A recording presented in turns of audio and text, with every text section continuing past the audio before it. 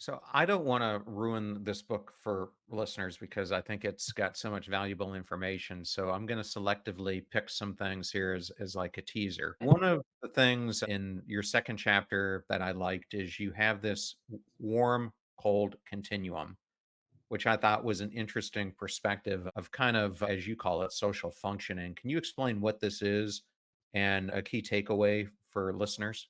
So that's essentially the warm cold continuum is the likable dimension. So I call it likable, but again, it's just all these are just terms to capture a whole host of characteristics. So you can imagine at one end, warm is going to be people who are other oriented, they add value to other people, they care about people other than themselves. Warm, likable, sincere, honest, caring, helpful. Those would all be characteristics of warmth.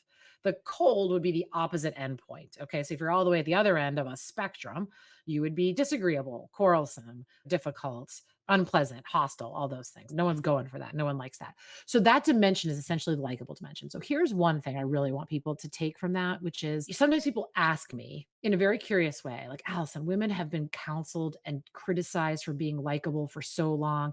And why'd you put that in the title? Because there's a reactance that I 100% empathize with. When someone tells you you should be more likable, you're not likable enough. It's often rooted in bias. It's super frustrating. It's unfair.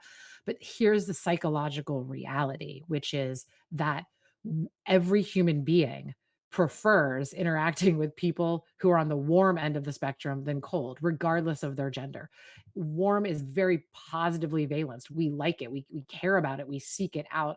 Liking, if we look at Bob Cialdini's work, who's the king of science of influence, liking is one of the six most important principles he uncovers. We do things for people we like. And so, what I always say is warmth, likability, those things are superpowers. And nobody, regardless of gender or any other characteristic, should squander them because when you are perceived that way, it opens up so many doors for you. And even when it's frustrating, when you get feedback that you aren't likable enough or you should be more likable and it's rooted in bias, also doesn't mean that is incorrect. You don't have to love the messenger, but the idea is that warmth is very positively received in all human beings. And the more we can show up in that way, the better for us. And I think women who are very warm, I always say it's a superpower. Let's harness it. Let's not react against it.